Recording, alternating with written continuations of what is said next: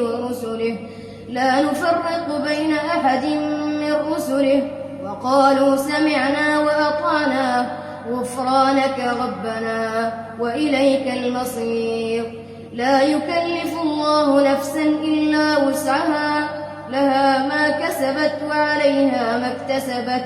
ربنا لا تؤاخذنا إن نسينا أو أخطأنا ربنا ولا تحمل علينا إصرا كما حملته على الذين من قبلنا ربنا ولا تحملنا ما لا طاقة لنا به واعف عنا واغفر لنا وارحمنا أنت مولانا فانصرنا على القوم الكافرين.